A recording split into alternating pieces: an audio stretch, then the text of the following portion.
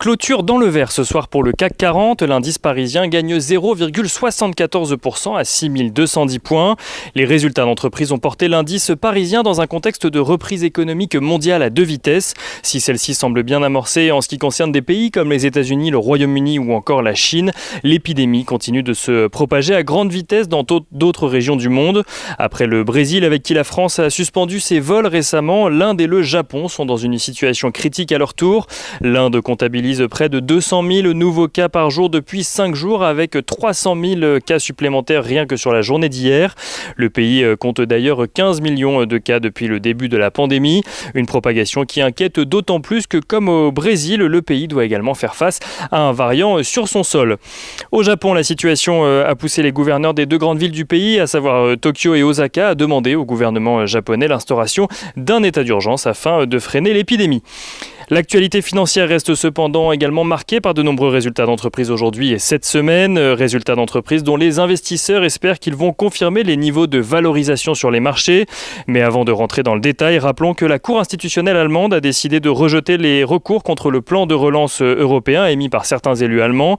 Une nouvelle qui débloque le processus de ratification du plan par la première économie d'Europe, alors que 17 pays, dont la France, l'Italie et l'Espagne, l'ont déjà ratifié.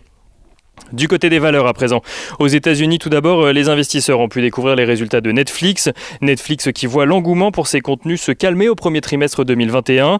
La plateforme de streaming fait tout de même part de résultats très élogieux, avec un chiffre d'affaires en hausse de 24% à plus de 7 milliards de dollars et une progression de 14% de ses abonnés payants sur la période. Mais ce n'est pas assez pour les marchés, car Netflix affiche 2 millions d'abonnés payants de moins que ce qu'elle avait initialement prévu, soit 208 millions d'abonnés payants au total. Pour le deuxième trimestre, Netflix revoit d'ailleurs ses prévisions à la baisse et espère obtenir 1 million d'abonnés supplémentaires. En France, les investisseurs ont pu suivre les résultats de Kering tout d'abord, qui a publié un chiffre d'affaires en hausse de 26% au premier trimestre à 3,9 milliards d'euros.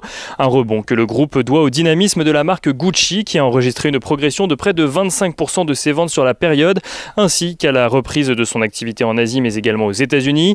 Kering qui gagne ce soir 4,2% et qui signe une des plus fortes hausses du CAC 40. Plus forte hausse du CAC 40 partagée avec Carrefour. Carrefour qui a annoncé un recul de 4,5% de son chiffre d'affaires à 18,56 milliards d'euros. Un recul en trompe-l'œil cependant, puisque celui-ci est notamment plombé par un effet de change défavorable en Amérique du Sud notamment. En comparable, le chiffre d'affaires trimestriel de Carrefour progresse de 4,2%. Le groupe de distribution en profite pour annoncer le lancement d'un programme de rachat d'actions pour un montant maximal de 500 millions d'euros en vue de leur annulation future, ce qui représente 4% environ de la capitalisation boursière du groupe. Carrefour qui gagne 5% ce soir, et on note parmi les plus fortes hausses sur le CAC 40 que LVMH gagne 3% ce soir, tiré par les bons résultats de son concurrent Kering. Worldline annonce de son côté une chute de 9% de ses revenus au premier trimestre 2021 en données comparables. L'entreprise reste cependant confiante pour l'ensemble de l'année et confirme ses objectifs. Elle anticipe une croissance organique de son chiffre d'affaires de l'ordre de 5%, avec notamment un rebond au second semestre après un premier semestre anticipé stable, voire en léger recul.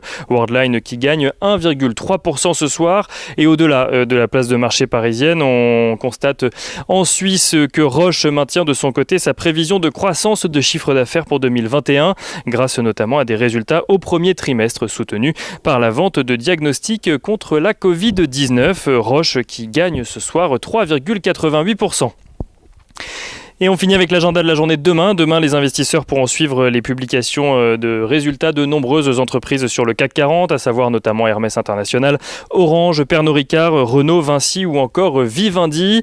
De nombreuses publications d'entreprises sont également au programme aux États-Unis. Et enfin, les investisseurs pourront suivre le discours de Christine Lagarde à l'issue de la réunion de la politique monétaire de la BCE.